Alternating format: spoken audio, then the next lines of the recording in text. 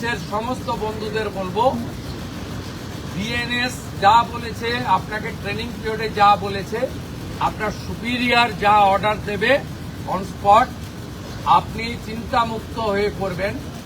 কে কোন দল করেন, কে কোন ধর্মের লোক, কে কোন সম্প্রদায়ের লোক, কে কোন প্রভাবশালীর ক্লোজ লোক, তার এগেনস্টে অ্যাকশন নিতে গেলে 5 বার ভাবতে হবে।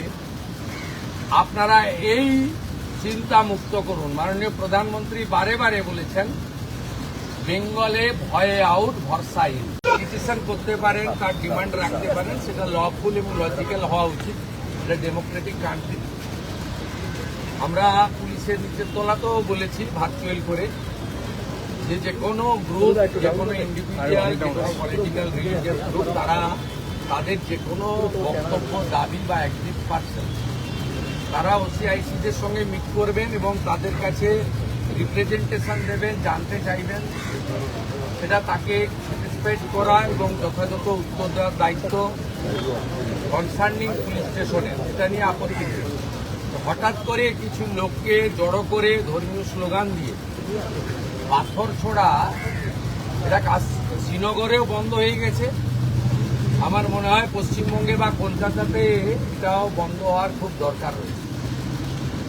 এখানে গতকাল যে আমার পুলিশ বন্ধুরা এবং সিআরপিএফ এর বন্ধুরা আহত হয়েছিলেন, তাদের নাম হচ্ছে শ্রী চিত্রদীপ পান্ডে, এসিপি 3 এসিডি,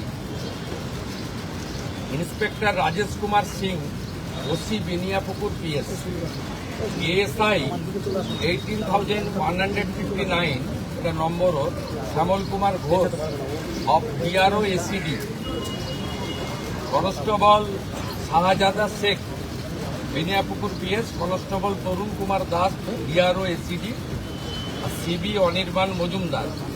এর বাইরেও আমাদের দুজন সিআরপিএফ এর বন্ধুরা, তারাও ইনজোর্ড হয়েছেন।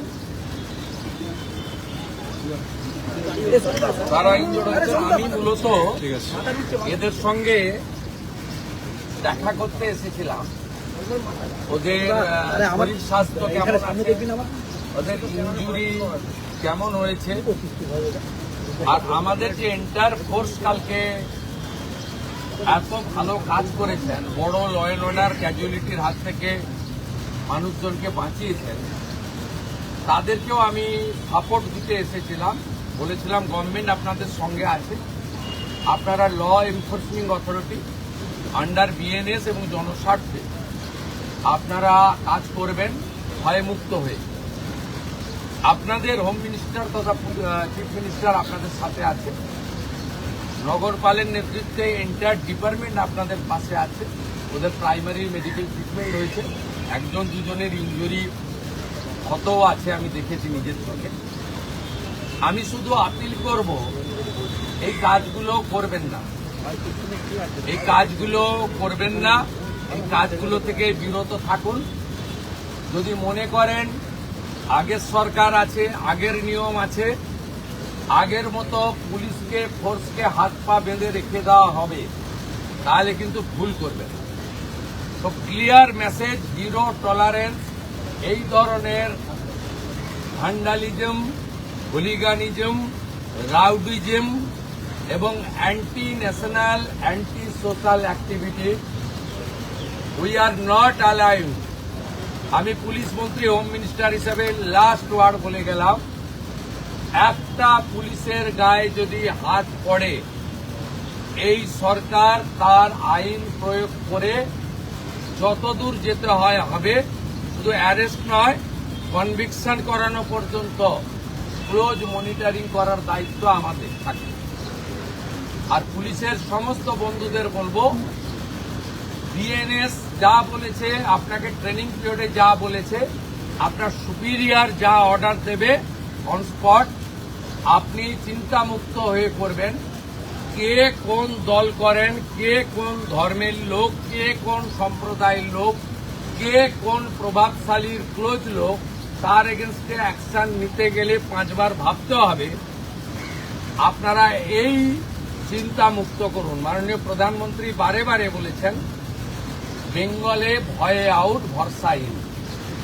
এন্টার পুলিশ ডিপার্টমেন্ট, বিশেষ করে আমাদের কলকাতা পুলিশের যে তাদের যে পারফরমেন্স, তাদের যে উচ্চতা, এই উচ্চতাকে ফিরিয়ে আনার জন্য, দক্ষতাকে কাজে লাগানোর জন্য গভর্নমেন্ট তার সাথে আছে। এটাই আমার বক্তব্য।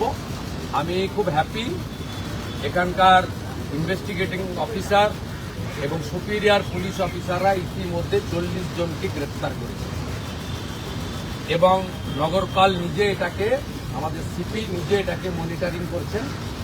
লফুল অ্যাকশন আন্ডার বিএনএস যেটা করার দরকার, এটা আইনগতভাবে তারা করবে। সেটা as a chief minister, home minister আমি বলবো না। আইনে যা লেখা আছে সেই অনুযায়ী ব্যবস্থা হবে। একটা কথাই আমি বলে গেলাম, যে জিরো টলারেন্স। আর পার সার্কাস সহ যেখানে যেখানে বিগত দিনে এই ধরনের ঘটনা ঘটিয়েছেন, আপনারাও কান খুলে শুনে রাখুন, এটা আপনাদের শেষ ঘটনা। এরপরে আর কোনো এই ধরনের অ্যাকশন আমরা করতে দেব না। যদি করেন, আমার থেকে খারাপ কোনো পুলিশ মন্ত্রী হবে। दादा कश्मीर में जो पत्थर चलता हुआ देखा हमने, कश्मीर में जिस तरह से पत्थरबाजी होती थी, कल वही नजारा पाक सर्कल में भी देखने को मिला। देखिए, कश्मीर में पहले खत्म हो गया, कश्मीर में बहुत पहले खत्म हो गया। जब धारा 370 35 देखो एबुलिश किया भारत सरकार, तब से खत्म हो गया। कश्मीर में इस तरीके से इंसिडेंट नहीं हुआ। बंगाल में थोड़ा आदत इनको पड़ गया था कि हम लोग को कुछ नहीं करेगा सरकार। पुलिस का अंदर भी डर का माहौल था, लेकिन डर का माहौल भाग गया। पुलिस कानूनी तरीके से करेगा। They are the law enforcing authority, they are the part and parcel of the government. Police लोग इंजर्ड होगा और पुलिस मंत्री एसी रूम में बैठ के देखेगा, ये सब दिन होती। पास्ट इज पास्ट, छोड़ दीजिए। अभी गुंडागर्दी बंगाल में खत्म, जीरो टॉलरेंस। मैं ऑन स्पॉट आकर उनको साथ मुलाकात किया, नहीं बुला के बात किया। ये मैसेज जो उपद्रवी है, उनको भी एक मैसेज चला जाना चाहिए कि ये सरकार अपने कार्रवाई करेगा। ये सरकार देखना है, सोचना है, में नहीं है। Sir, do you think it was a planned protest? Yes, Do you think it was a planned protest or an impromptu one? it's a planned incident. Because some person before incident they posted it through social media. Police is investigating. I have ever faith to Calcutta police. These officers are very competent officers. They are very skilled officers. They are highly educated officers. They are true patriotic people. The officer knows what to do or not to do.